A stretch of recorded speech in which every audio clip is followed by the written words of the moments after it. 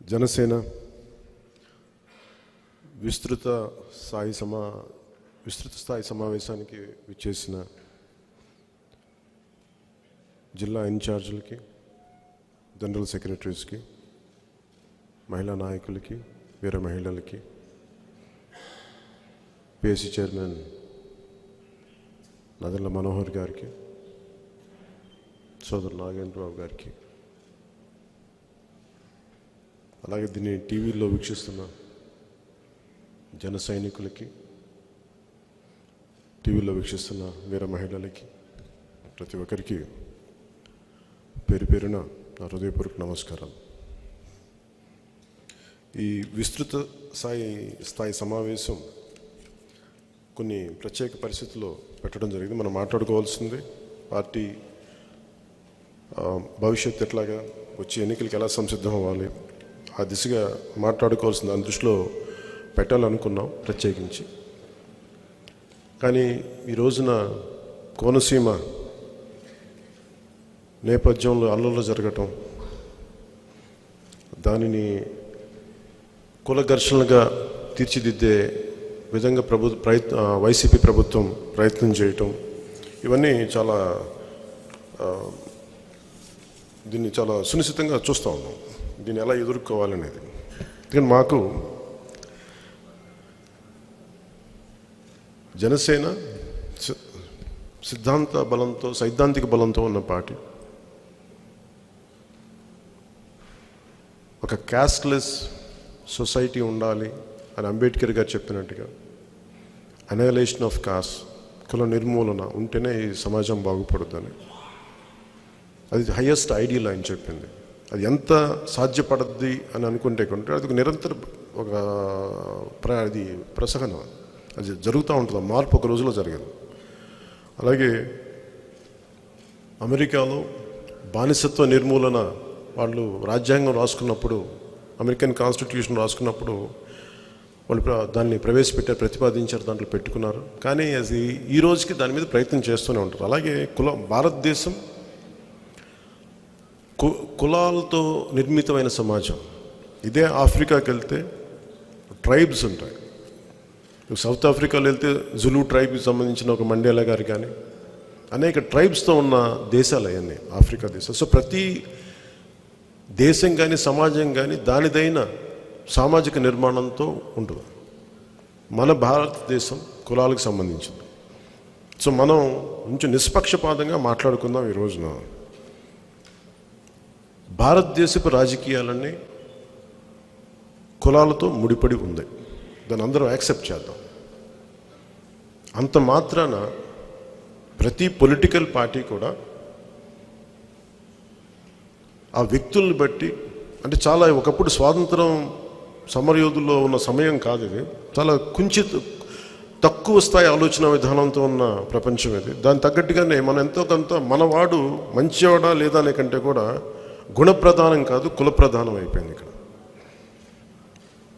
స్వాతంత్ర్యం కోసం పోరాటం చేసే సమయంలో గుణప్రధానం, కానీ ఎన్నికల దగ్గరికి వచ్చేటప్పటికి కుల ప్రభావం ఎక్కువ ఉంటుంది.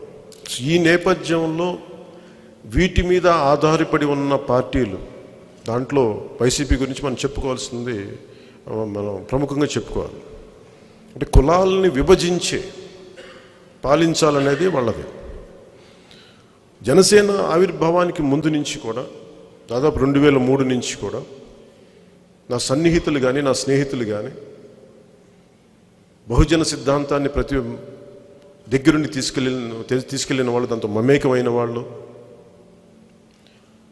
దళిత సాహిత్యంతో, దళిత వాదంతో, దళిత వెనుకబాటుతనం మీద ఉన్న నా సన్నిహితులు కానీ నా స్నేహితులు కానీ, అలాగే మిగతా అగ్రవర్ణాల్లో కూడా ఈ కరప్షన్ మీద, వీటి మీద, అసలు కులాల గొడవలు ఏంటి అనేది దీని మీద చాలా సంపూర్ణ ఉద్దేశం, అవగాహన ఉన్న స్నేహితులు, సన్నిహితులు, వీళ్ళందరినీ దృష్టిలో పెట్టుకొని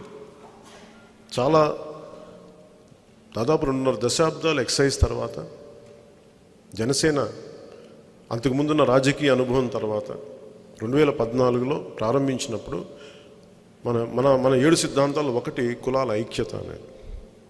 కులాల ఐక్యతని ఎందుకు బలంగా ప్రతిపాదించామంటే కుల నిర్మూలన జరగడానికంటే ముందు కనీసం కులాల ఐక్యత ఉండాలని కోరుకునేవాడు.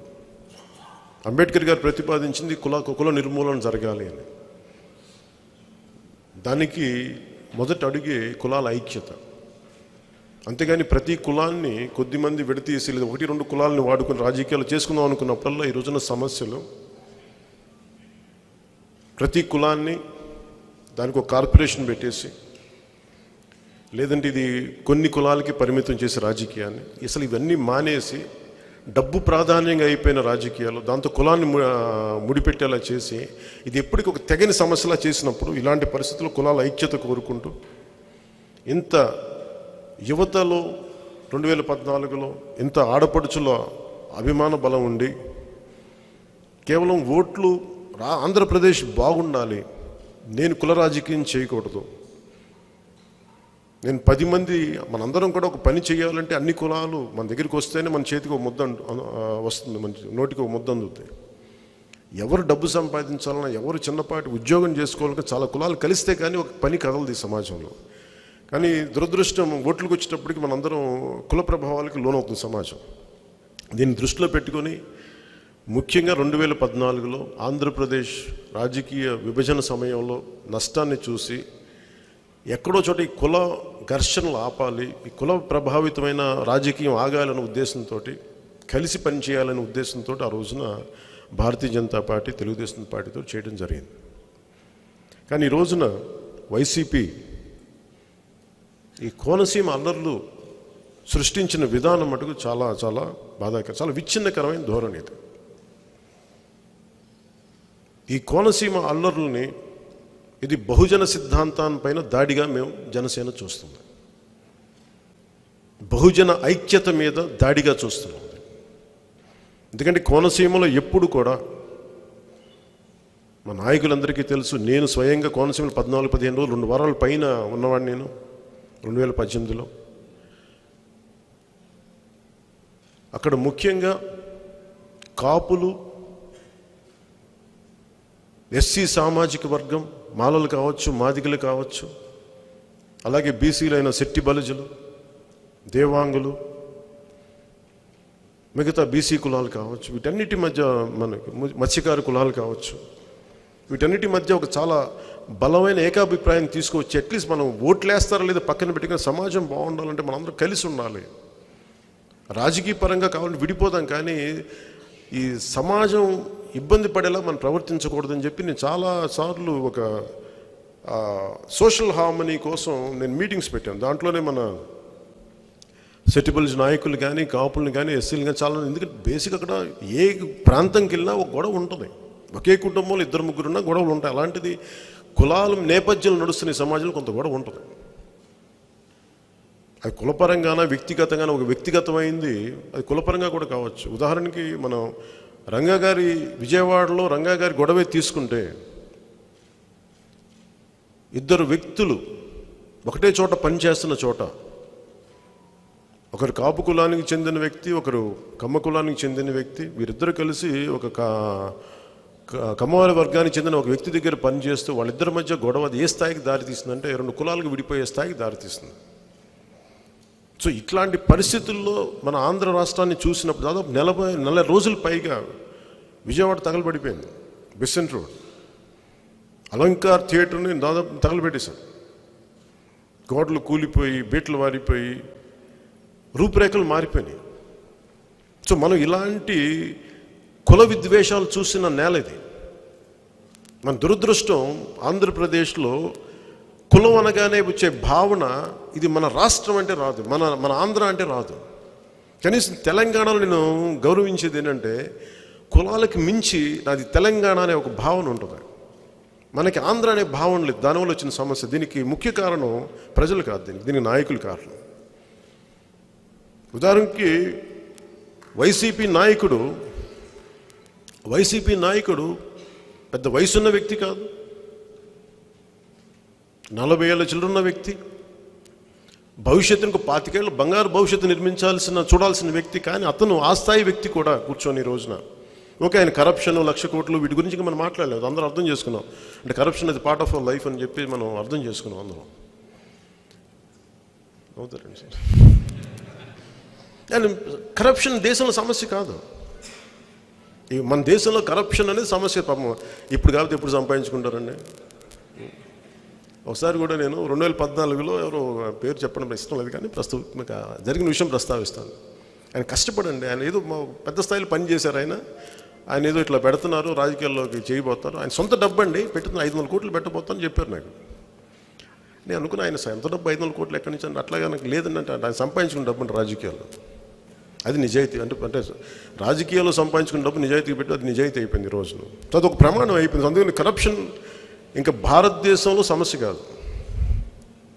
అది నిజంగా చాలా దురదృష్టం. అందరం ఒక ఫేక్ ప్రపంచంలో బతుకుతాం. అందరం కరప్షన్ తోటి వచ్చిన వ్యక్తులు ఈ రోజున ఏసీబీని కంట్రోల్ చేస్తారు. ఒక ట్రాఫిక్ కానిస్టేబుల్, దురదృష్టం కదా, ఒక మన ఏమంటుందని కనీసం లోక్సత్తా జయప్రకాష్ నారాయణ గారు లేదంటే కనీసం కేజ్రీవాల్ మాట్లాడితే మనం అర్థం చేసుకుంటాం. మనకి బాధ్యతలు నిజాయితీ గల ఆఫీసర్లు రాజకీయాల్లోకి వచ్చారు. కరప్షన్ ఛార్జెస్ మీద వెళ్ళిన వ్యక్తులు ఏసీబీని మేము కంట్రోల్ చేస్తాం. నాకు చాలా హాస్యాస్పదంగా ఉంటుంది. ఒక ఆఫీసర్ లంచం తీసుకుంటుంటే మేము సస్పెండ్ చేస్తామని అన్నమాట. ఈ రోజున కూడా ముఖ్యమంత్రి ఒక యాప్ చేశారు, ఎక్కడైతే లంచాలు ఉన్నాయో చెప్పండి అంటే. నాకు అనిపించి ఫస్ట్ నేను మీకే అడ్రస్ కొడితే మీరే లంచం తిన్నాను చెప్పాలనిపించింది. హాస్యాస్పదంగా లేదు?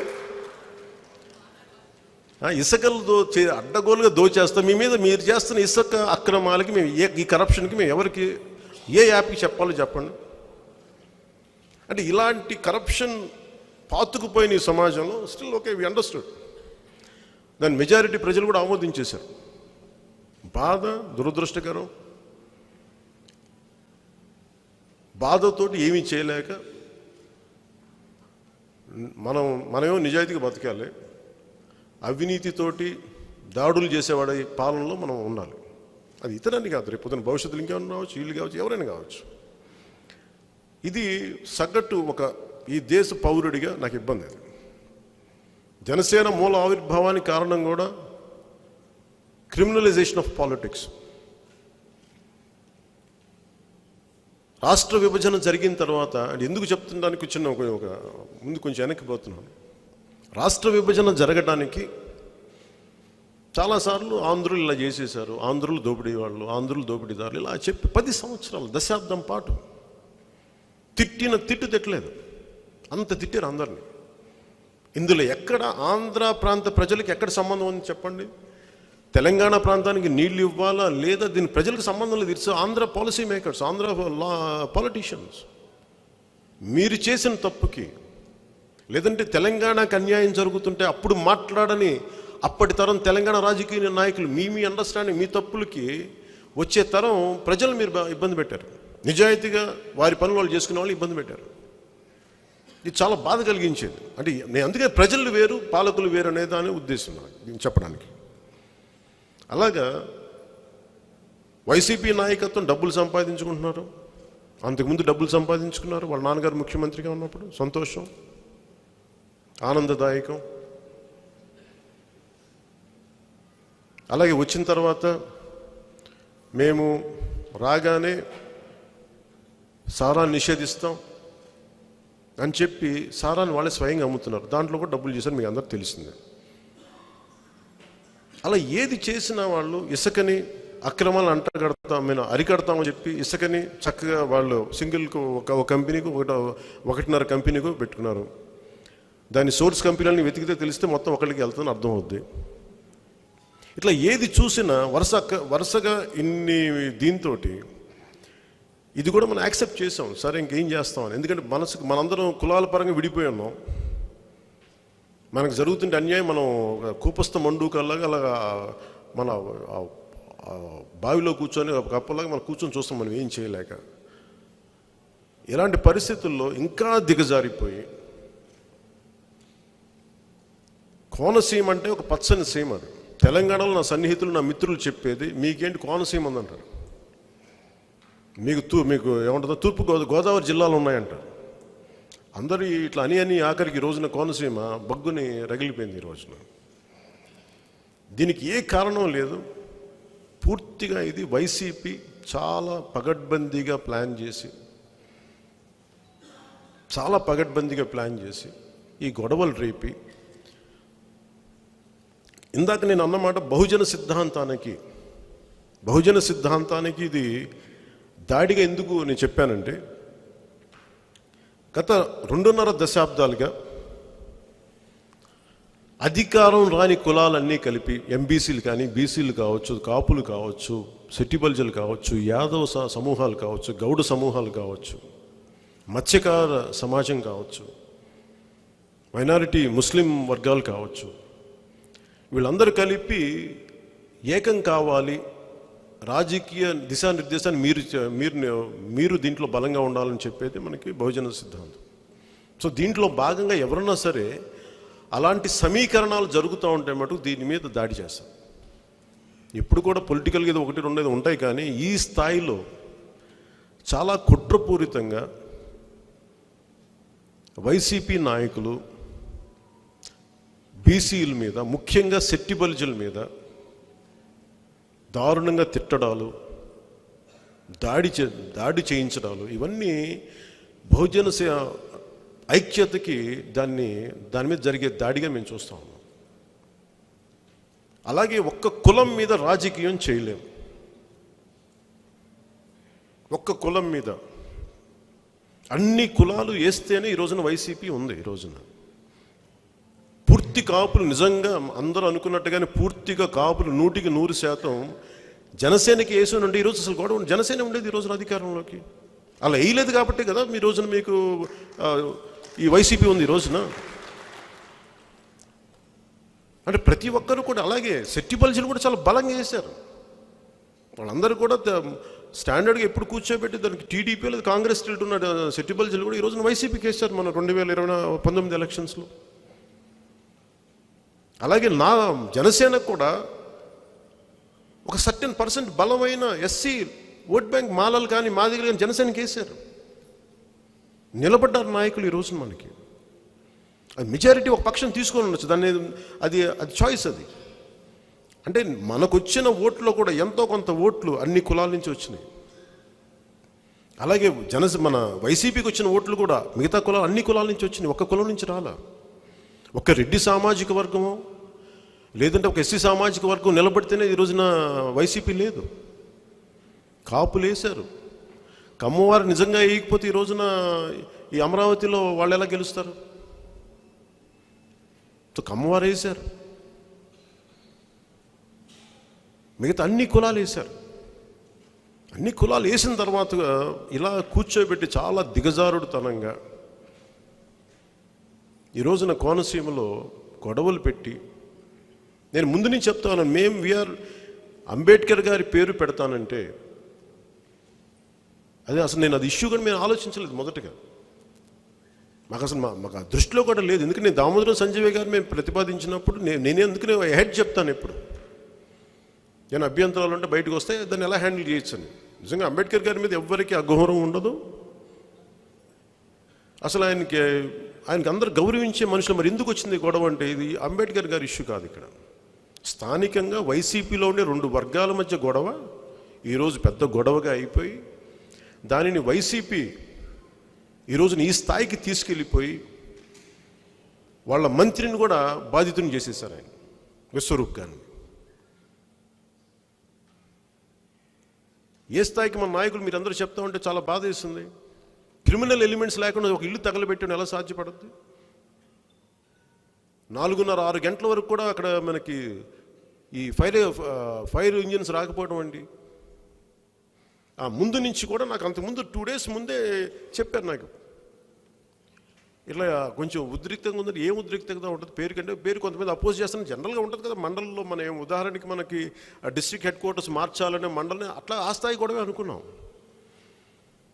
ఎవ్వరు కూడా దాన్ని గుర్తించడానికి ఒకసారి చూద్దామని. కానీ ఇంటెలిజెన్స్కి తెలుసు, స్టేట్ ఇంటెలిజెన్స్కి తెలుసు, ఇది సెంట్రల్ ఇంటెలిజెన్స్ నిఘా వర్గాలు కూడా హెచ్చరించినాయి స్టేట్ ఇంటెలిజెన్స్ని. ఆ విషయం కూడా నా దృష్టిలోకి వచ్చింది. ఇన్ని తెలిసి కూడా నిర్దాక్షిణ్యంగా గొడవలు జరుగుతూ ఉంటాయి. ఉదాహరణకి మనం ఆ రోజున మనకి కాకినాడ గొడవ అప్పుడు 144 సెక్షన్ విధించారు వాళ్ళు అన్నందుకు మనందరం వెళ్ళామని చెప్పి. గొడవలు జరుగుతాయి. ఆ రోజు కూడా అదే చెప్పాను, నేను గొడవలు చేసే వ్యక్తులం కాదు మేము. మీరే అకారణంగా కొట్టారు, మీరే తిట్టారు. ఎందుకు తిడుతున్నామంటే మళ్ళీ మా ఆడపడుచుల మీద మీరు కొట్టారు, మీరు నిర్దాక్షిణ్యంగా దాడి చేశారు. మేము మర్చిపోలేము ఆ బాధ. మేము రెచ్చగొట్ల ఒక మాట అనలా.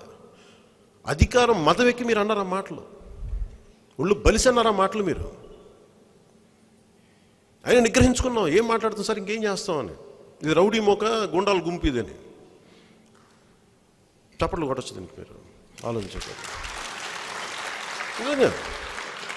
వైసీపీ అది రౌడీల మోక గుండాలు గుంపు. అది ఎవడు మాట్లాడి అరుస్తారు, మాటలతోటి పద్ధతిగా మాడలేదు. ఒకేసారి అరవటం తప్ప వాళ్ళకి మాట్లాడటం మర్చిపోయారు వాళ్ళు. నేను చాలాసార్లు ప్రతిసారి నా నమ్మకం ఏంటంటే 90 సంవత్సరాలు శాంతియుతంగా ప్రయత్నిస్తాం, తగ్గుతాం. ఇంకా సహనాన్ని పరీక్షించే వరకు చేయకండి, తప్పది. అసలు సంబంధం లేని మా జన సైనికులు మీరు అరెస్ట్ చేస్తారండి. అసలు మీరు దాని సంబంధం లేదు అసలు ఆ గొడవల్లో. మా దుర్గేష్ గారు జిల్లా అధ్యక్షులు, అసలు ఇలాంటి గొడవలకి మీరు దయచేసి మీరు లోను కావద్దని చెప్పిన వ్యక్తి ఆయన.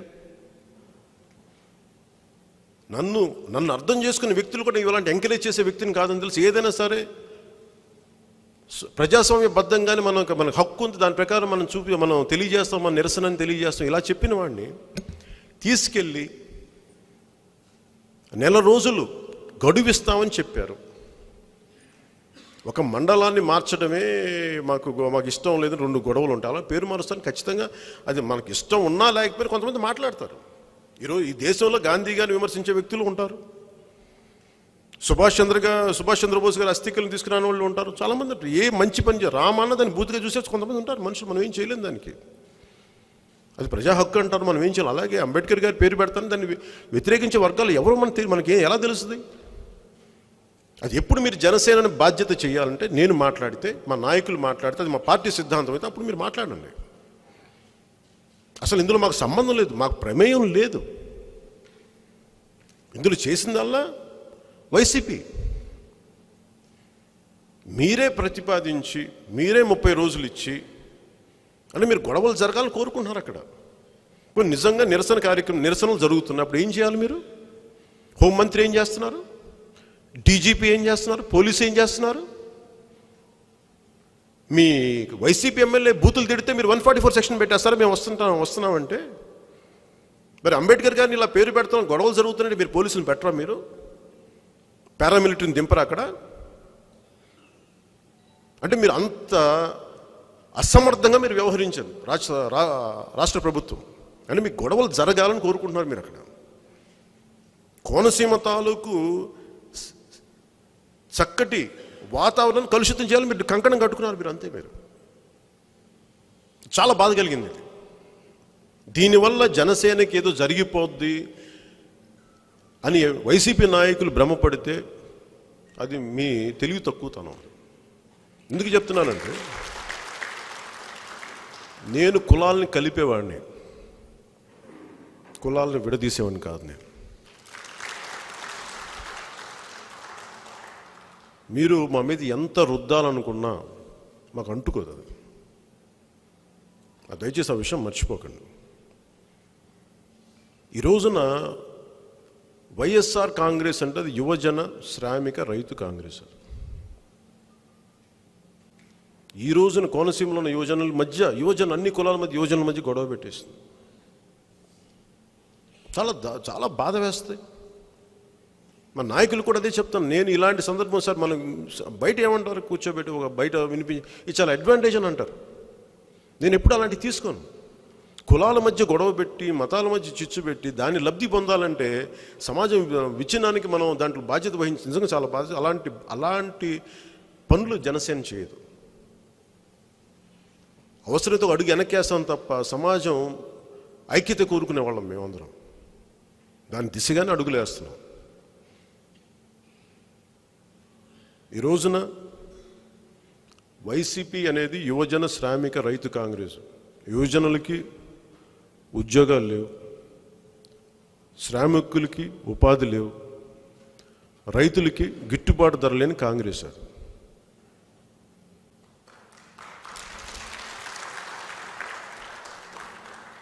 ఈ రోజున వైసీపీ చేసింది కూడా మీ దృష్టికి తీసుకొస్తాను. దాదాపు అంబేద్కర్ గారి గురించే మాట్లాడాలి, అంబేద్కర్ గారి స్ఫూర్తి గురించే మాట్లాడాలంటే జనసేన పోరాట యాత్ర విశాఖపట్నంలో అంబేద్కర్ భవన్లో కూర్చొని స్టార్ట్ చేసాం. ఆ విషయం మర్చిపోతాం.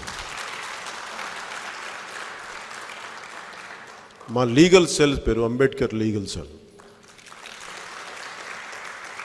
అంబేద్కర్ గారిని మెచ్చుకుంటే ఓట్లు పడతాయి అని కూడా నేను అనుకోవట్లా. నాకు అంబేద్కర్ గారు అంటే గౌరవం, ఇష్టం ఉంది. ఎందుకంటే ఆయన గొప్పతనం చదువుకుంటేనే అర్థమవుతాయి. కేవలం కొన్ని స్పీచ్లు చదువుతున్నాయి. ఆయన గొప్పతనం కాన్స్టిట్యూయెంట్ అసెంబ్లీ డిబేట్స్లో ఆయన గురించి చదివితే అర్థమవుతాయి. ఈ రోజున కాశ్మీర్ కూడా ఆర్టికల్ 370 ఈరోజు ఈ స్థితిలో తిరిగి రాయగలిగింది, ఇండియాకి తీసుకురాగలిగామంటే దానికి మూలం అంబేద్కర్ గారు చేసిన ఒక్క మాట, టెంపరీ అని ఒక మాట యాడ్ చేసినందుకు ఈ రోజున భారతదేశ ప్రభుత్వం తీసుకురాగలిగింది. అంత దూరదృష్టి గల గొప్ప ఆయన. సో ఆయన్ని ఏ రోజు కూడా ఆయన చేసిన ఆయన ఈ దేశం తాలూకు గొప్ప లక్షణమే ఆయన గుర్తించడం. ఈ దేశం ఎంత గొప్ప దేశం అంటే గాంధీ గారితో ఆయన విభేదించినా కానీ, గాంధీ గారు స్వయంగా అంబేద్కర్ లాంటి మహామేధ ఉండాలి ఈ రాజ్యాంగ సభలో, రాజ్యాంగ నిర్మాణానికి కీలక పాత్ర వహించాలని ప్రతిపాదించిన. అందుకు నీ దేశంలో విభేదాలు ఉంటాయి, వ్యక్తికి విభేదాలు ఉంటాయి. కానీ అంత మాత్రాన దేశ నిర్మాణానికి పనికొచ్చే వ్యక్తులు ఎప్పుడు విస్మరించిన సమాజం ఇది. భారతదేశపు మూల లక్షణం. మనకి పాకిస్తాన్కి తేడా, జోగేంద్రనాథ్ మండల్ ఆయన పాకిస్తాన్కి, మన ఎంతమందికి తెలుసో నాకు తెలియదు కానీ ఈరోజు మీ దృష్టికి తీసుకొని, జోగేంద్రనాథ్ మండల్ అనే ఆయన మన అంబేద్కర్ లాగా దళిత వర్గాలకు చెందిన వ్యక్తి. ఆయన మొట్టమొదటి పాకిస్తాన్ లా మినిస్టర్. ఆయన ఈ రోజున మన ఎవరికి గుర్తులేదు, ఎందుకంటే ఆయన పాకిస్తాన్ ప్రభుత్వం గుర్తించలే. ఆయన ఇదే చేశారు. మేము ఆ రోజున కూడా దళితులందరికీ పాకిస్తాన్ వల్ల న్యాయం జరుగుద్ది అని చెప్పి ఆయన పాకిస్తాన్ పక్షం వహించి ఈస్ట్ బెంగాల్, ముఖ్యంగా బెంగాల్లోని కొన్ని ప్రత్యేక జిల్లాలు కానీ ఈ రోజున మనకి బంగ్లాదేశ్లో కలపడానికి ఆయన మూల కారణం. ఆయన చేస్తే చివరికి ఏం చేశారు పాకిస్తానీస్, అక్కడున్న ఈ రోజున ఇప్పుడు బంగ్లాదేశ్ అప్పుడు పాకిస్తానీస్ ప్రభుత్వాలు ఆయన కళ్ళ ముందే ఆయన గ్రామంలో ఆయన కుటుంబాలని ఆయన తెలిసిన వాళ్ళందరినీ చంపేసి దాడులు చేస్తే ఇంక తట్టుకోలేక ఆయన పాకిస్తాన్ లా మినిస్టర్ కలకత్తాకు తిరిగి కాందీసికుడిగా బతికి 1968లో చనిపోయారు ఆయన అక్టోబర్లో.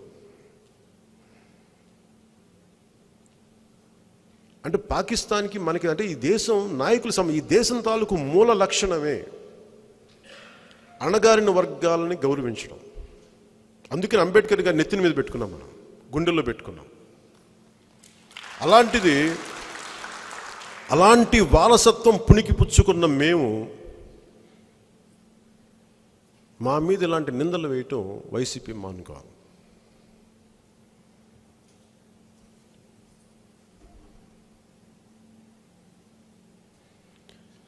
వైసీపీ వర్గశత్రువులుగా నేను మొన్న మన మీటింగ్లో ఇదే హాల్లో కొంతకాలం క్రితం మీ అందరికీ ఒక మాట తెలియజేశాను. ఒక కులాన్ని వైసీపీ వర్గశత్రుగా ప్రకటిస్తే మనందరం చూస్తూ కూర్చుంటే అది ఒక రోజున మనకు కూడా తాకుద్దని చెప్పాను, అన్ని కులాలకి తాకుద్దని చెప్పాను.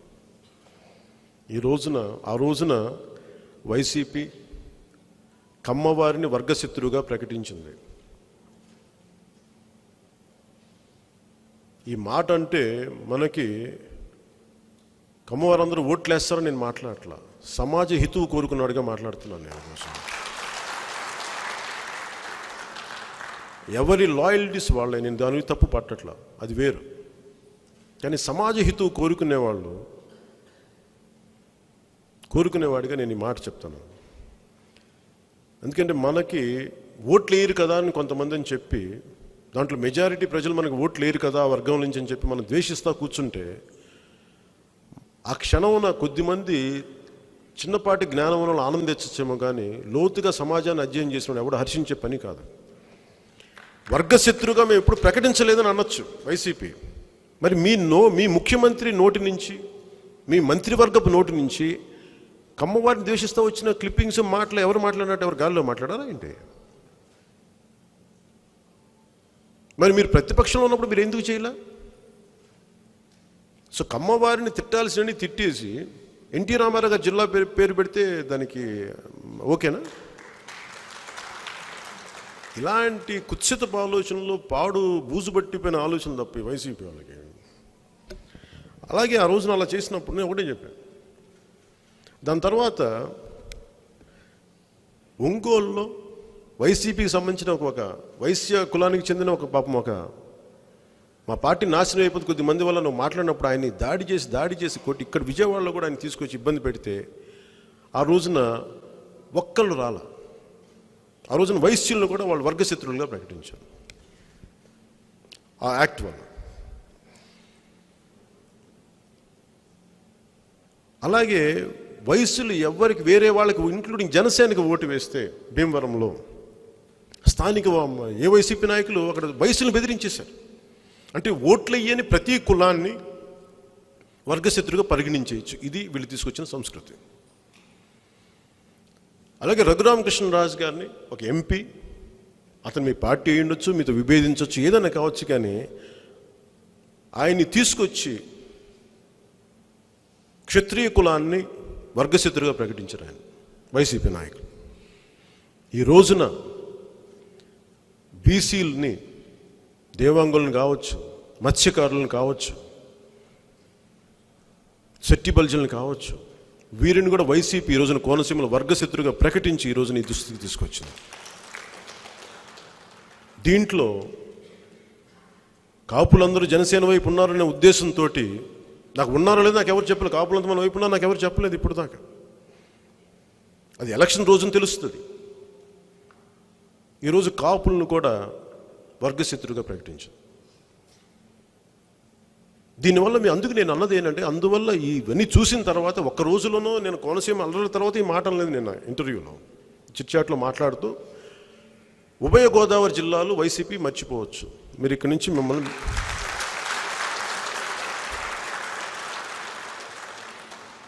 ఖచ్చితంగా మర్చిపోవచ్చు. అలాగే వాళ్ళు చేసిన గడప అడపా దడప ఇలాంటి పనులు చేస్తే అవుద్దా?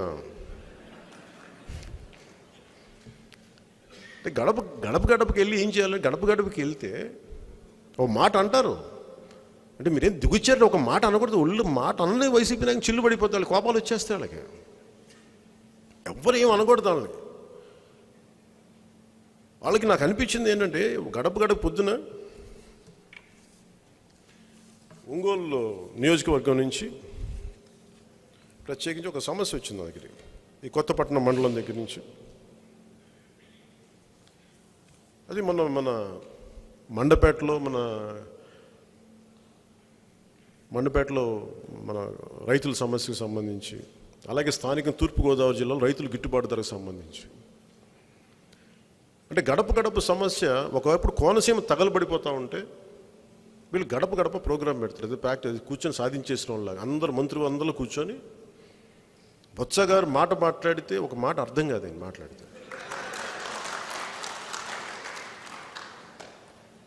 అంటే ఆయనకి అర్థమవుతుంది, మనకు అర్థం కాకూడదు అలా మాట్లాడతారు.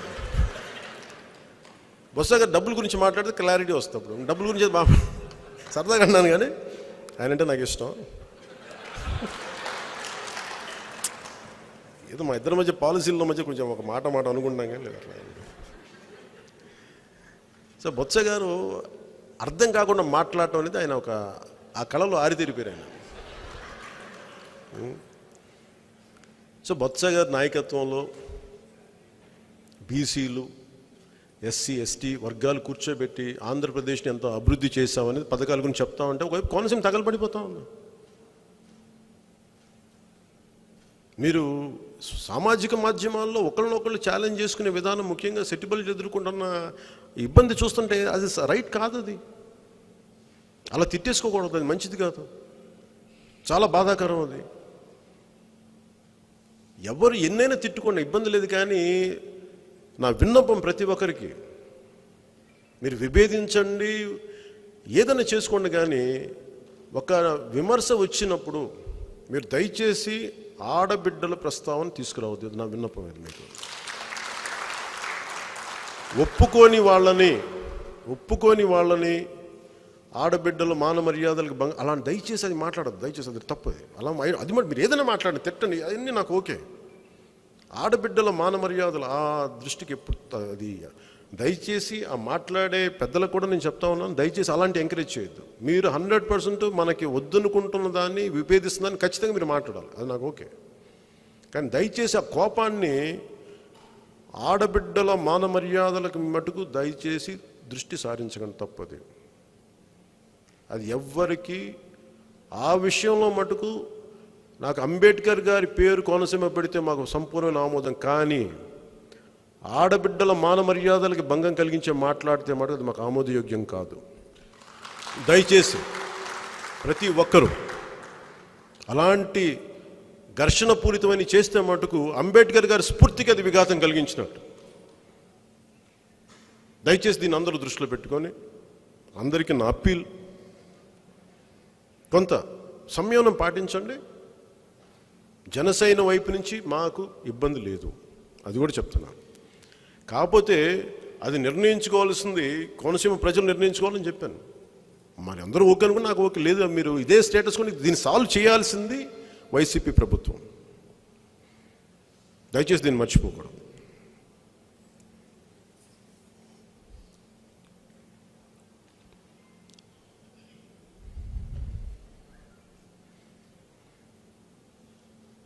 నా ప్రతిపాదన ముఖ్యంగా తూర్పుగోదావరి జిల్లా నాయకులకి, పెద్దలు మనోహర్ గారికి, రాబాబు గారికి, మా జనరల్ సెక్రటరీస్కి, ముఖ్య రాష్ట్ర నాయకులకి, మీరందరూ ఒక ఆలోచనకు వచ్చి కోనసీమ జిల్లా తాలూకు ఈ ప్రభావం అంటే రెండు కులాల మధ్య లేదా కొన్ని కులాల మధ్య ఘర్షణని దయచేసి దీన్ని నివారించేలాగా, అందరి కోపతాపాలు తగ్గించేలాగా కొంత శాంతి కమిటీలు మీరు వేయాలని కోరుకుంటున్నాను సార్, ముఖ్యంగా తూర్పుగోదావరి జిల్లాలో. ఎందుకంటే నేను మన పార్టీలో ఉన్న ఎస్సీ నాయకులందరూ కూడా ప్రత్యేకించి నేను విన్నవించుకుంటా ఉన్నా. విజయ్, మీరు, రాజ్బాబు గారు, డిఎంఆర్ శేఖర్ గారిని, పెద్ద మొత్తం మిగతా నాయకులందరూ కూడా మిగతా వాళ్ళందరితో కలిసి అసలు ఒక శాంతి ప్రయత్నాలు చేయండి. ఒకటి, అంబేద్కర్ గారి గొప్పదనం తెలియజేయండి. మనం ప్రయత్నించి ప్రభుత్వాన్ని అడగబోయే ముందు మనం ఏం చేయాలనుకున్నాం, ముందు అసలు శాంతి ప్రయత్నాలు మొదలు పెట్టండి. కోపతాపాలు తగ్గించమని చెప్పండి. వివాదాల్లోకి భౌతిక దాడులు ఒకటి, అలాగే ఆడబిడ్డల మీద మాన మర్యాదల మీద సంబంధించే మాటలు, వీటన్నిటిని దయచేసి అందరూ ఆఫ్ చేసుకోమని చెప్పండి. అలాగే జనసేన దానికి వ్యతిరేకం కాదని తెలియజేయండి. నేను ముందు నుంచి అదే చెప్తున్నాను. స్థానికంగా కోనసీమ వాసులు ఉండే బాధకి దానికి మేము ప్రభుత్వం చేయాల్సిన పని అది, జనసేన చేయాల్సింది. జనసేన గొడవ పెడుతున్న ఈ రోజున మేము ప్రభుత్వం చేసిన తప్పుని మేము ఈ రోజున సరిదిద్దుతున్నాం. ఈ రోజున ఎందుకని దీన్ని దృష్టిలో పెట్టుకొని మీరందరూ శాంతి పరిరక్షణ అనే కమిటీలను మీరు వేసి ప్లీజ్ రీచ్ అవుట్ టు, దయచేసి మీరు సిట్టి బలిజల దగ్గరికి కానీ, మిగతా బీసీ మత్స్యకార కులాల దగ్గరికి కానీ, దేవంగలు కులాల దగ్గరికి కానీ, అలాగే క్షత్రియ మిగతా ఏ కులాలు ఉన్నాయి వాళ్ళకి, అలాగే మాల కులస్తుల దగ్గరికి కానీ, మాది కులస్తుల అందరి దగ్గరికి వెళ్ళి మీరు ముందు పేరు వీటన్నిటికంటే కూడా సమన్వయం ఏర్పరచండి. శాంతి ప్రయత్నాలు చేయండి, గొడవ పడద్దని తెలియజేయండి. అట్లీస్ట్ మన ప్రయత్నమే మనం చేయకపోతే తప్పు చేసిన వాళ్ళం అవుతాం మనందరం. దయచేసి ఇది నా అభ్యర్థన. దీంట్లో భాగంగా దయచేసి ఇంకొకసారి బలంగా చెప్తాను, దయచేసి దీంట్లో ఆడబిడ్డల్ని కించపరిచే మాటలు దయచేసి రిక్వెస్ట్ చేస్తున్నాను, దయచేసి అది చేయకండి.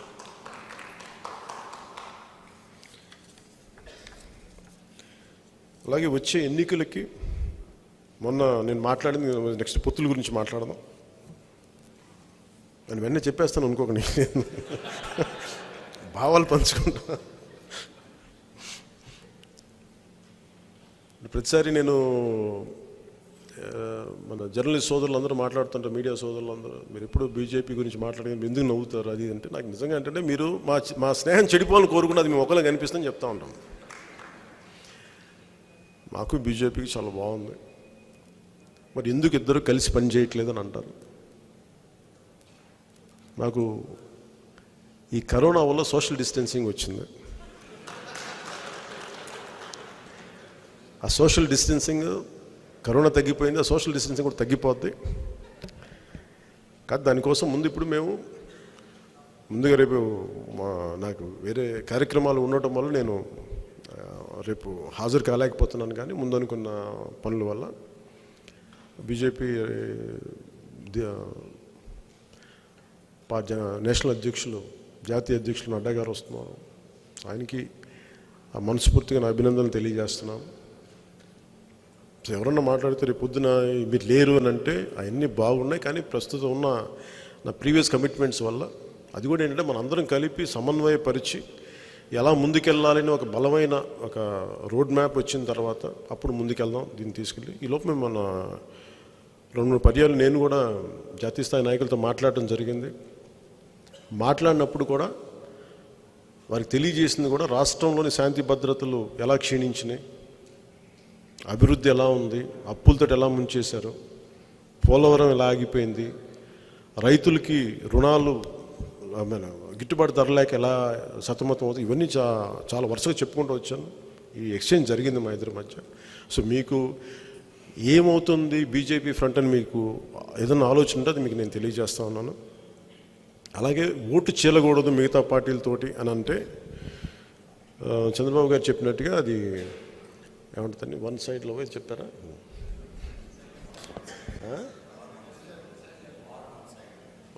ఇప్పుడు ఒకప్పుడు వన్ సైడ్లో పోయింది, ఇప్పుడు వార్ వన్ సైడ్ అయింది. సో వాళ్ళకి ఏ మాట మీద నిలబడతారో క్లారిటీ వచ్చినప్పుడు మాట్లాడుకుందాం. సో నేనేమనుకున్నానంటే ఇర్రెస్పెక్ట్ ఆఫ్ పొలిటికల్ ఎన్నికంటే కూడా స్టేట్ స్టెబిలిటీని ఆశించేవాడిని. నేను కొత్త తరం కోసం నిలబడాలనుకునేవాడిని. ఏదో కుర్రోడికి వస్తే 10 కేజీలు బియ్యం ఇచ్చేద్దాం, లేదంటే ఒక 7,000 ఉద్యోగం ఇచ్చేద్దాం కాదు, వాళ్ళకి 10 సంవత్సరాల భవిష్యత్తు ఇవ్వాలి, అలా చూడాలనుకుంటా ఉన్నాం. సో ముఖ్యంగా ఖచ్చితంగా వచ్చే ఎన్నికల్లో గెలుపు ఎప్పుడు మన ఐక్యత మీద ఆధారపడి ఉంటుంది. మనం ఎంతసేపు ప్రత్యర్థులను చూస్తాం, అసలు మనందరిలో ఐక్యత ఉందా లేదా ఒకసారి చూసుకోవాలి. మనందరిలో ఐక్యత ఉందా? మనం ఉన్న 10 మందిలో నేను ఒకసారి తగ్గుతాను. ఎందుకు తగ్గుతానంటే నాకు శక్తి లేక కాదు, నేను తగ్గి రాష్ట్రాన్ని గెలిపించాను 2014. సో తగ్గటం అనేది మనం పెరుగుతాం తప్ప మనం జగన్ గారు బైబిల్ సూక్తి ఎంత పాటిస్తారో తెలియదు, కానీ నేనైతే ఒక బైబిల్ సూక్తి పాటిస్తాను. చిన్నప్పుడు నా టీచర్ చెప్పాను, తనని తను తగ్గించుకున్నవాడు హెచ్చింపబడినాను. ఆయన మిగతా వాళ్ళని తగ్గించి ఆయన పెరుగుతున్నారు. ఆయన మిగతా వాళ్ళ దగ్గర డబ్బులు తగ్గించి ఆయన డబ్బులు సంపాదిస్తున్నారు. పాపం మిగతా వాళ్ళకి ఏదో క్వాలిటీ, పాపం ఏదో కష్టపడితే 100 రూపాయలకి వచ్చే దాన్ని ఎక్కువ చేసేసి కల్తీ లిక్కర్ అమ్మాయి సంపాదించి దాని మీద డబ్బులు సంపాదిస్తున్నాను. సో ఆయన మిగతా వాళ్ళని ఆరోగ్యాలతో చెడగొట్టో తగ్గించో పాడు చేసో ఆయన ఎదుగుతూ ఉన్నారు. నాకు అలాంటి వ్యక్తిత్వం కాదు.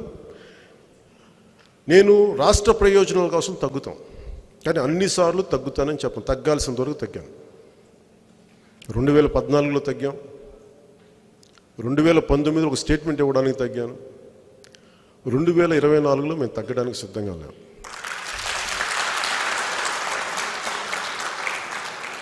ఈ మాట కూడా ఎందుకు అంటున్నానంటే చాలామంది ఇందాక మా నిన్న నుంచి మాట్లాడుతూ ఉంటే భారతీయ జనతా పార్టీ నాయకులు మిమ్మల్ని ముఖ్యమంత్రి అభ్యర్థిగా ప్రకటిస్తారంటే నా ముఖత ఎవరు చెప్పలేదు.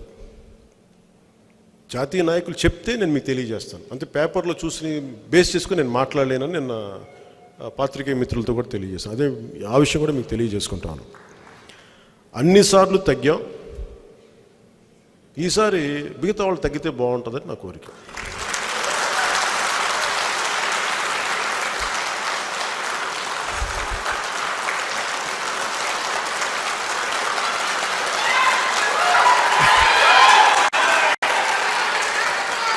కానీ అది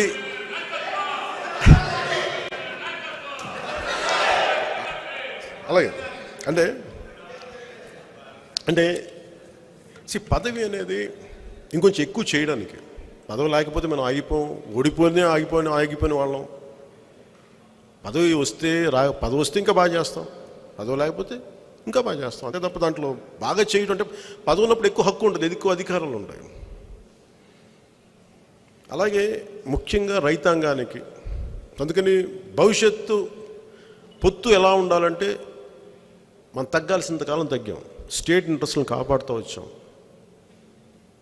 ఆ దిశగా వెళ్తే ఖచ్చితంగా ఏదైనా ఆహ్వానిద్దాం. అది అందరి మన ఒక్కరి చేతిలో లేదు, ఇది ఒక జనసేన దృష్టిలో లేదు, మిగతా చేతిలో కూడా ఉంది. దాన్ని బట్టి చూద్దాం ఎలా జరుగుద్ది అంటూ. అది మీరు కూడా దాన్ని మీ స్థానిక నాయకులందరూ తెలియచేయండి మీ ఆలోచన విధానాన్ని. అలాగే ముఖ్యంగా జనసేన భవిష్యత్తులో మీరు చెప్పాల్సింది రెండుగా మాట్లాడేది. ఒకటి, జనసేన ఎలాంటి చేయబోతుంది భవిష్యత్తులో మనం అధికారం తీసుకుంటే. మన అధికారం సంపూర్ణంగా ఒక్కళ్ళుగా తీసుకున్నా లేదా భాగస్వామ్యమై తీసుకున్నా, రెండే జరగాలి. భారతీయ జనతా పార్టీతో కలిసి పాసిబిలిటీస్ ఏమన్నాయి? మూడే పాసిబిలిటీస్ ఉన్నాయి. ఇప్పుడు మన కళ్ళ ముందు ఉన్నది, మన చేతిలో ఉన్నది భారతీయ జనతా పార్టీ మనం కలిసి ప్రభుత్వాన్ని స్థాపించడం. జనసేన, భారతీయ జనతా పార్టీ, టీడీపీ కలిసి ప్రభుత్వాన్ని స్థాపించడం. జస్ట్ మాట్లాడుకుందాం, దీంట్లో నాకేం ఇబ్బంది లేదు మాట్లాడటానికి. లేదా జనసేన ఒకటే స్థాపించడం. ఈ మూడు ఆప్షన్సే ఉన్నాయి. నేనేం నమ్ముతానంటే పోరాడితే పోయేదేం లేదు, బానిస సంఖ్యలు తప్ప. నేను అన్నిటికీ సిద్ధం. కాదు ఇది అందరూ కూడా నాకు ఒకటే చెప్దాం.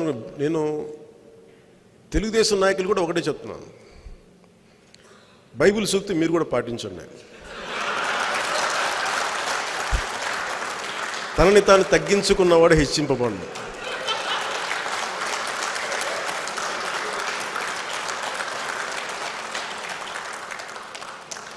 మేము ఎప్పుడు తగ్గే ఉంటాం. ఈసారి ప్రజలు గెలవాలని నేను కోరుకుంటున్నాను. సో పొత్తులకు సంబంధించి సరదాగా అన్నాయి, కొంచెం లైట్ వేలో మాట్లాడింది. దయచేసి దీన్ని ఇక్కడితో తీసుకోండి, దీన్ని మరి గుండెల్లో తీసుకొని గొడవలు పెట్టుకోకండి. అలాగే ముఖ్యంగా రైతుకి చాలా బాధ వేస్తూ ఉంది. రైతుకి కాకినాడలో కానీ, రాజమండ్రిలో కానీ, మండపేటలో కానీ, మనం ఎక్కడికి వెళ్ళినా రైతులకి అండగా నిలబడాలని. ఎప్పుడు ఒక అన్నం తింటుంటే, ముద్ద అన్నం తింటుంటే ఇప్పుడు రైతు గుర్తుకొస్తారు నాకు. అలాంటి రైతుకి అండగా ఉండటానికి మేము ఏం చేయాలి? ఇందాక శివశంకర్ గారు కూడా మాట్లాడుతుంటే, అప్పుడు దిండిలో మనం పెట్టుకున్న ప్రోగ్రామ్ కౌలు రైతులకు సంబంధించి ఎప్పటి నుంచో నేను ఉన్నది కూడా నాకు గుర్తొచ్చింది. సో ఎప్పుడో ఒక ఆలోచన మెదిలి ఈ రోజున ఒక 5 కోట్ల రూపాయలు నా వంతు వ్యక్తిగతంగా నేను కూర్చోబెట్టి ఈ రోజున కౌలు రైతులకి ఇస్తా ఉన్నాం మన వంతు కృషికి. అలాగే వాళ్ళ బిడ్డలు కానీ, చదువుకు కానీ ఎంతో కొంత మనందరం కలిసి ఒక నిధిలాగా ఏర్పాటు చేసి దాని వంతులు సగం డబ్బు నేను ఇచ్చేలాగా ఈ దిశగా మనం ముందుకెళ్తా ఉన్నాం. సో వచ్చే కార్యక్రమం మనం ప్రకాశం జిల్లాలో పెట్టుకున్నాం. ముఖ్యంగా మేము అనుకున్నది జనసేనకు వచ్చేటప్పటికి దాని వివరాలు మొత్తం మీకు మన నాయకులు ఇస్తారు కొద్ది రోజుల తర్వాత. ధరల స్థిరీకరణ నిధితో పాటు రైతులకి లాభసాటిగైన వ్యవహారం ఉండాలి. ముందుగా రైతుకి లాభసాటిగా ఉండాలి అంటే, ఇందాక పొద్దున్న నేను ఒంగోలు నియోజకవర్గం నుంచి వచ్చినప్పుడు ఈ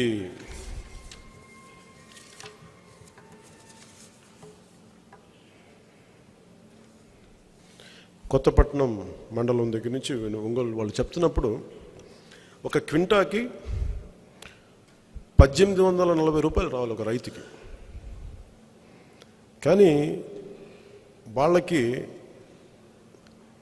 దగ్గర ఎలా దోపిడీ జరుగుతుంది, పెద్ద స్కామ్ జరుగుతుంది అనేది ఆ రోజున మనకి మండపేటలో లీలాకృష్ణ గారు కానీ ఇవన్నీ చెప్తున్నప్పుడు ఆ రోజు నుంచి గొడవ మనం మాట్లాడుతుంది. ఈ రోజున అన్ని జిల్లాలకి ఇది విస్తరించింది. స్వయాన వైసీపీ నాయకులు ఈ దోపిడీ మీద ఆయన మాట్లాడారు. వైసీపీ మంత్రి ఒకరు, తూర్పుగోదావరి జిల్లాలో మంత్రి ఒకరు. వీటన్నిటిని చూస్తే పొద్దున ఈ చదువుతూ ఉంటే ఒకటే అనిపించింది.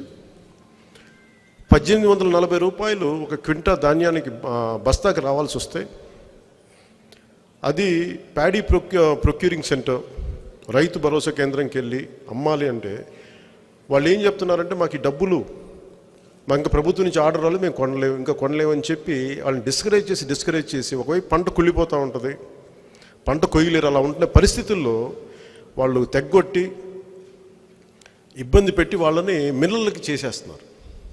సో మిల్లర్లకి రావాల్సిన కమిషన్ మిల్లర్లకి వెళ్ళిపోతుంది, వీళ్ళకి రావాల్సిన 150 రూపాయలు, వీళ్ళకి రావాల్సిన ట్రాన్స్పోర్టేషను వీళ్ళ కమిషన్ వీళ్ళకి వచ్చేస్తుంది. దీనిని మన నేషనల్ ఫుడ్ కార్పొరేషన్ ఆఫ్ ఇండియాకి అమ్మడానికి దానికి వాళ్ళకి అమ్ముతుంది ఇక్కడ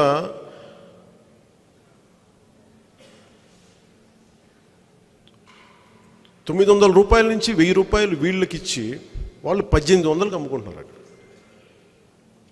సో దాదాపు పైగా ఇచ్చిన 1000 రూపాయలు కూడా దాంట్లో మళ్ళీ 150 రూపాయలు ఈ గోతాం ఖర్చులనో లేదంటే ఈ మన ట్రాన్స్పోర్టేషన్ ఛార్జీలు చెప్పి తీసేస్తారు. సో రైతుకి లిటరల్గా ఒక 900 ప్రతి క్వింటాల్కి దాదాపు 950 రూపాయలు దోపిడీ జరుగుతుంది. ఒక బస్తా మీద జరుగుతుంది దోపిడీ. దీన్ని నిలదీసి గడపకి నిలదీస్తే మొన్న ఈ కొత్తపట్నం మండలంలో ఒంగోలు దాని మీద దాడి చేయడం జరిగింది వాళ్ళతో. సో రైతుకి గిట్టుబాటు ధర ఇవ్వకపోగా అసలు వాళ్ళు అమ్ముకునే పరిస్థితి కూడా లేని పరిస్థితిలో వాళ్ళని దోచేసే విధానం చూస్తూ ఉంటే వైసీపీ కంప్లీట్గా రైతులను విస్మరించింది, గిట్టుబాటు ధర ఇవ్వట్లేదు, దోపిడీ చేస్తూ ఉంది. ఇది మనకి తూర్పుగోదావరి జిల్లా నాయకులకు తెలుసు, రైతాంగానికి తెలుసు, అన్ని జిల్లాల రైతాంగానికి ఇది దాదాపు ఇదే సమస్య ఉంది. టమాటో రైతులు కానీ లేదా మిగతా పండ్ల ఉత్పత్తులు చేసే రైతులు కానీ.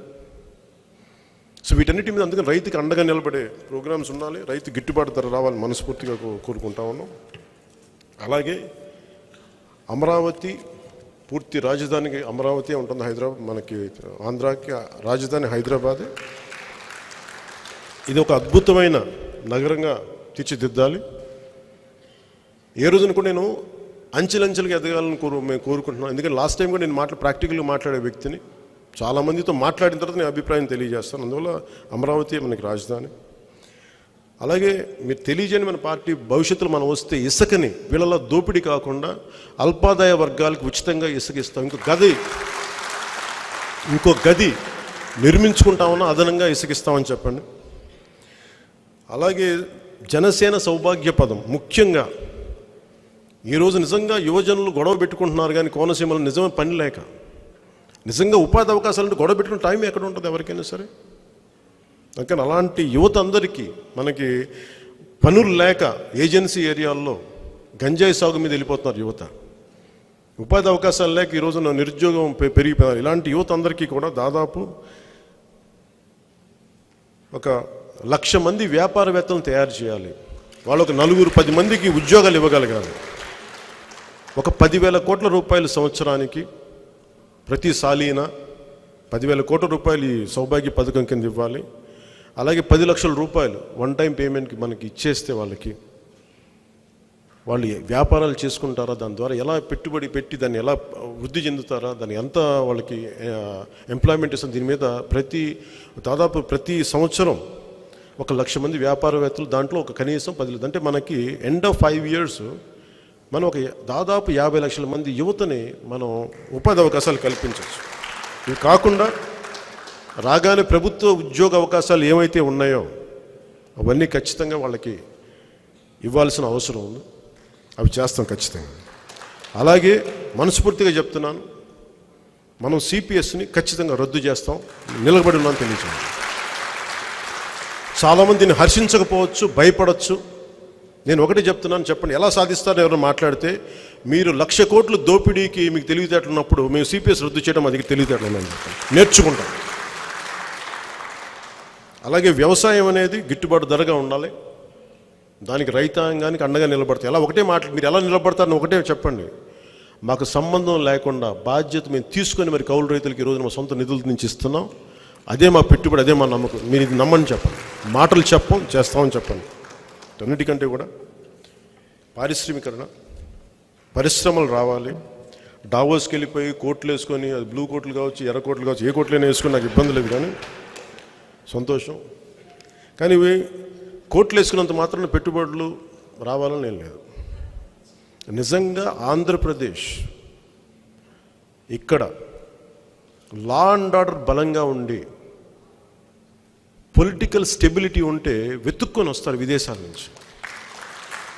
మనం డావోస్కి వెళ్ళి ఈ మన ఎగ్జిబిషన్ హాల్స్లో కూర్చున్నట్టుగా ఇలా కూర్చొని ఎవరు వస్తారో ఏదైనా మధ్య మా స్టేట్కి రండి అంటే ఏం చేస్తారు మీ స్టేట్కి వచ్చి? నేను కోనసీమలో ఫ్యాక్టరీ పెట్టాలని వస్తాను. నేను ఏమంటాను, ఒక డెన్మార్క్ వ్యక్తిని నేను. Hi sir, hi, how you man? Good man, I want invest in your country man. Sir నేనేం చేస్తాను కొద్ది రోజుల తర్వాత, sir Konaseema is very good sir, ఇక్కడ మన మంత్రులు ఎవరు అమ్ముతారు సార్, Konaseema is very good sir, it's very nice place to invest sir అంటే. Okay good, I'm going to invest in some kind of something related to coconut. వెళ్ళి చూస్తే వాడు నెట్లో చూస్తారు కదా కోనసీమలో ఏం జరుగుతుందో, పెట్టుబడి వస్తాయి మరి దానికి.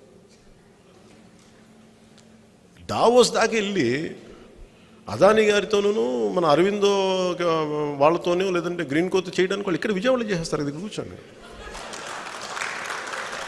దీని ఫ్లైట్ ఖర్చులు, స్పెషల్ ఫ్లైట్ ఖర్చులు, ఒక వారం రోజుల్లో అక్కడ పార్క్ చేసి ఉండటం, ఇదంతా మనం మొయ్యాలి. 1,20,000 కోట్లు తీసుకొచ్చి దానికి 1,20,000 కోట్లకి మళ్ళీ అదనంగా మళ్ళీ వచ్చినప్పుడు కదా అవన్నీ. అదానీ గారి ప్రేమతో ఇక్కడే చేస్తారు. దానికి అదానీ గారిని పాపం డావోస్లో ఎందుకు ఇబ్బంది పెట్టడం, ఆయన ఇక్కడే చేస్తారు కదండి. అలా కాకుండా నేను కోరుకుంటుంది, జనసేన వైపు నుంచి మనం కోరుకుంటుంది, మనకి పొలిటికల్ స్టెబిలిటీ కానీ ఇవ్వగలిగితే ఇది స్థిరంగా ప్రభుత్వం ఉంటుంది. ఇది దోపిడీ చేయని ప్రభుత్వం, లంచాలు అడగని ప్రభుత్వం, ఉద్యోగుల్ని భద్రత కల్పించే ప్రభుత్వం, యువతికి అండగా నిలబడే ప్రభుత్వం, రైతులకి భరోసా ఇచ్చే ప్రభుత్వం, ఆడబిడ్డల మాన ప్రాణ సంరక్షణలకి బాధ్యతనిచ్చే మన సంరక్షణ తీసుకునే ప్రభుత్వం, ఆడబిడ్డల్ని వాళ్ళని వ్యాపారవేత్తలుగా చేసే ప్రభుత్వం, వాళ్ళ సొంత కాళ్ళ మీద నిలబడగల డబ్బులు సంపాదించగలిగే ప్రభుత్వం ఆడబిడ్డల మీద. అలాంటి ప్రభుత్వం ఇచ్చినప్పుడు పెట్టుబడులు పరిగెత్తుకొని ఆంధ్రప్రదేశ్కి వస్తాయి. అలా చేద్దాం, నేను అది నమ్ముతాను. అందుకని ఇది మనం సాధించినప్పుడు పెట్టుబడులు బలంగా వస్తాయి. అందుకని ఈ విధంగా మన ఆలోచన ఉంది. నిలబడదాం. ఒకటే కోరిక, బయట వారిని తిట్టబోయే ముందు, వైసీపీ నాయకులను తిట్టబోయే ముందు, ఏ పార్టీ నాయకులు అనుకో ముందు మనలో ఐక్యత ఉండాలి. పాలిటిక్స్లో మాట అనుకుంటాం. ఇందాక మన నాగబాబు గారు చెప్పినట్టుగా 2014 ఆయన ఏకీపించలేదు, నాకు విభేదించారు ఆయన. మరి ఈరోజు వచ్చి కూర్చున్నాం కదా పక్కనే. అంటే ఒక తల్లికి పుట్టిన అన్నదమ్ములకే విభేదాలు ఉంటాయి. నేను అనుకున్న కోణం ఆయన చూడలేదు, ఆయన అనుకున్న నా కోణం ఆయన చూడలేదు, నేను ఆయన చెప్తున్న కోణం నేను చూడదలుచుకోలేదు. కానీ మేమిద్దరం కూర్చున్నాం, ఎక్కడో ఒక కామన్ అండర్స్టాండింగ్ వచ్చాం. అలాగే ఒక సొంత ఇంట్లో మా ఇద్దరి మధ్య ఇంత అంతరం, ఇంత విభేదం, ఇంత ఐక్యత కలిసి ఉన్నప్పుడు విభిన్నమైన కులాలు, విభిన్నమైన జాతులు, మనం భాషలు మాట్లాడతాం, మనకి ఎందుకు అంతరాలు ఉంటాయి. కానీ వీటన్నిటిని దాటుకొని మనందరం ఒక కామన్ ప్లాట్ఫామ్ కోసం, ఆంధ్ర అనేది మనదే, ఇది మన నేల, ఇది తెలుగు వాళ్ళం మనం, తెలంగాణ మన నేల. అందుకని అలాంటి దాంట్లోనే నేను ఉత్తరాంధ్రలో కానీ ఏమైనా దయచేసి దాని కొంచెం భావోద్వేగాలు తగ్గించుకోండి కొద్దిగా. మీ అందరికంటే నాకు ఆవేశం ఎక్కువ ఉంటుంది. ఎంత ఆవేశం లేకపోతే నేను పాలిటిక్స్కి వస్తాను చెప్పండి, మీరు ఆలోచించండి. ఎంత కడుపు మండకపోతే పాలిటిక్స్కి వస్తాను ఇన్ని ఎదిరించి. కానీ మన దీర్ఘకాలికంగా మన సమస్యల మీద కోపం చిన్న చిచ్చుబుడ్లాగానో లేదా సీమటపాకలా పేలిపోతే అలా అవ్వదు. మీరు ఒక అణుబాంబులా ఉండాలి మార్పు కోసం. ఆ అణుశక్తి ఎలా ఉంటుంది, దాన్ని చేస్తే దాని న్యూక్లియర్ ఎనర్జీలకు 10 మందికి వెలిగిస్తుంది, లేదంటే అణుబాంబు వేస్తే పోద్ది. అలాగే మనం కూర్చోబెట్టి ఎక్స్ప్లోజివ్ డిస్ట్రక్టివ్ ఎనర్జీకి అవ్వద్దు మనం దయచేసి. ఈ రోజున మన నాయకులందరినీ 90% జన సైనికులు, ఆడపడుచులు, వీర మహిళలు జనం చేసేసారు. ఈ రోజున 10% మనం చేయాలి. ఇందా నాగబాబు గారు చెప్పినట్టు, నాగబాబు గారికి ఆ వ్యక్తులు చెప్పినట్టుగా దయచేసి దీన్ని దృష్టిలో పెట్టుకొని మీ అందరికీ మనస్ఫూర్తిగా గొడవలు లేకుండా ఉంటాయి మాట్లాడుకుందాం. బయట అరుచుకోండి, ఒకసారి భావోద్వేగాలు అణుచుకోలేరు, తిట్టుకొని ఏం పర్లా. కానీ వచ్చి మళ్ళీ షేకరించుకుని మిలాఖత్ తీసుకోండి. మనం పాకిస్తాన్ వాళ్ళు తిట్టుకొని మాట్లాడుకోవట్లా, మనం తుపాకులు పెట్టి కాల్చుంటారు మన వాళ్ళు పాకిస్తాన్. మళ్ళీ మన సోల్జర్స్ వాళ్ళ సోల్జర్స్ మిఠాయిలు మంచుకుంటారు, రంజాన్కి మంచితే వాళ్ళు దీపావళికి ఇస్తారు మనకి. శత్రు దేశాల సైనికుల మధ్య అంత ఉన్నప్పుడు మన మధ్య అసలు ఎందుకు గొడవలు ఎందుకు? దాన్ని దయచేసి కొంచెం పెద్ద మనసుతో అందరూ తీసుకెళ్ళి ఈ గొడవ ఈ కోపం వైసీపీ వాళ్ళని చూపించడం మన మీద ఉంది. సో ప్రతి ఒక్కరికి ఇందాక నేను చెప్పినట్టుగా తనను తాను తగ్గించుకున్న హెచ్చింపబడడం, ఇది అందరి శబ్దం. జై హింద్, జై జనసేన.